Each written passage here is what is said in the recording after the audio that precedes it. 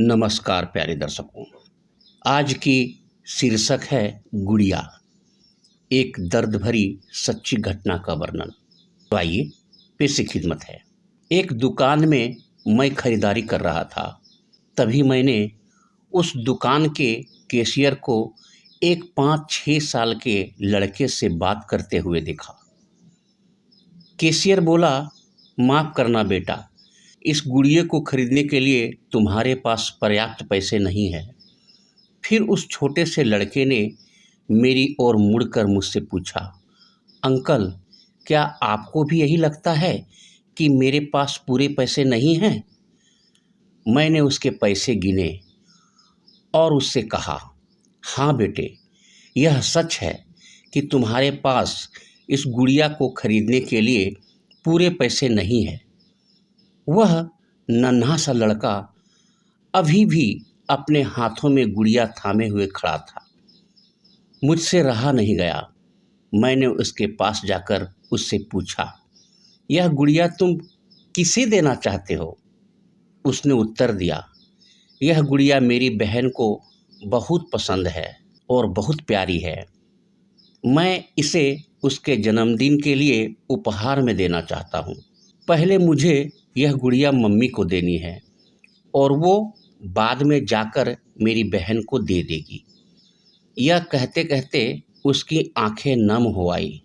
मेरी बहन भगवान के घर गई है और मेरे पापा कहते हैं कि मेरी मम्मी भी जल्दी ही भगवान से मिलने जाने वाली है। तो मैंने सोचा कि क्यों ना वह इस गुड़िया को अपने साथ ले जाकर मेरी बहन को दे दे। मेरा दिल धक सा रह गया। उसने यह सारी बातें एक सांस में ही कह डाली और फिर मेरी ओर देखकर बोला, मैंने पापा से कह दिया है कि मम्मी से कहना कि वह अभी ना जाए, वह मेरा दुकान से लौटने तक इंतज़ार करे। फिर उसने मुझे एक बहुत प्यारा सा फोटो दिखाया जिसमें वह खिलखिलाकर हंस रहा था। उसने मुझसे कहा, मैं चाहता हूँ कि मेरी मम्मी मेरा यह फ़ोटो भी अपने साथ ले जाए ताकि मेरी बहन मुझे भूल नहीं पाए। मैं अपनी मम्मी से बहुत प्यार करता हूँ और मुझे नहीं लगता कि वह मुझे ऐसे छोड़ने के लिए राज़ी होगी।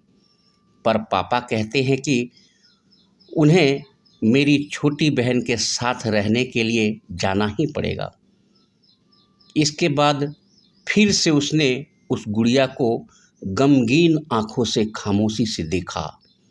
मेरे हाथ जल्दी से अपने बटुए तक पहुँचे और मैंने उससे कहा, चलो एक बार और गिनती करके देखते हैं कि तुम्हारे पास गुड़िया के लिए पर्याप्त पैसे है या नहीं। उसने कहा, ठीक है, पर मुझे लगता है मेरे पास पूरे पैसे हैं। इसके बाद मैंने उससे नज़रें बचाकर कुछ पैसे उसमें जोड़ दिए और फिर हमने उन्हें गिनना शुरू किया। यह पैसे उसकी गुड़िया के लिए काफ़ी थे। यही नहीं, कुछ पैसे अतिरिक्त बच भी गए थे। नन्हे से लड़के ने कहा, भगवान का लाख लाख शुक्र है मुझे इतने पैसे देने के लिए।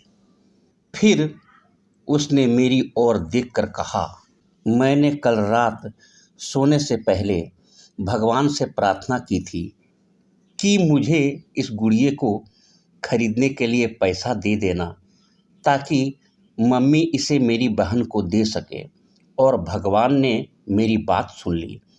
इसके अलावा मुझे मम्मी के लिए एक सफ़ेद गुलाब खरीदने के लिए भी पैसे चाहिए थे, पर मैं भगवान से इतने ज़्यादा पैसे मांगने की हिम्मत नहीं कर पाया।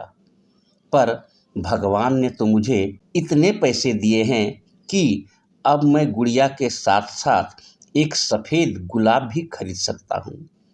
मेरी मम्मी को सफ़ेद गुलाब बहुत पसंद है। फिर हम वहाँ से निकल गए, पर मैं अपने दिमाग से उस छोटे से लड़के को निकाल नहीं पा रहा था।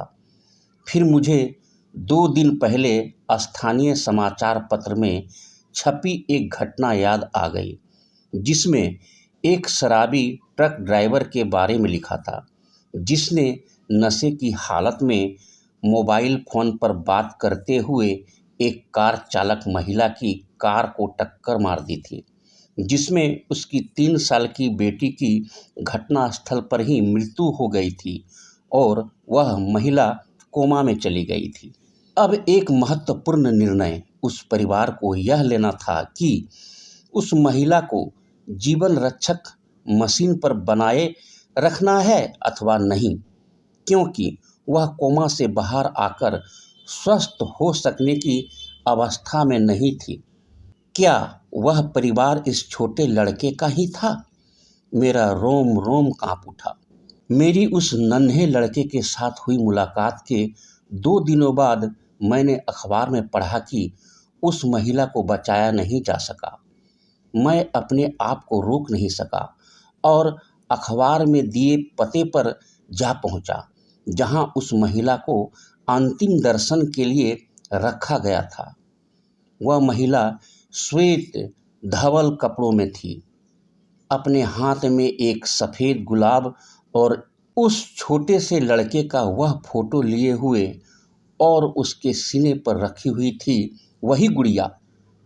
मेरा हृदय रो पड़ा और मैं नम आंखें लेकर वहाँ से लौटा। उस नन्हे से लड़के का अपनी माँ और उसकी बहन के लिए जो प्यार था, वह शब्दों में बयां करना मुश्किल है।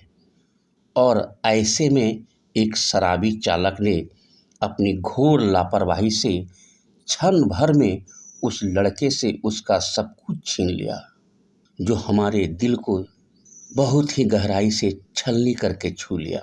यह सच्ची घटना आप सबों को कैसा लगा? अपनी राय कमेंट बॉक्स में लिखकर हमें अवश्य बतलाइएगा।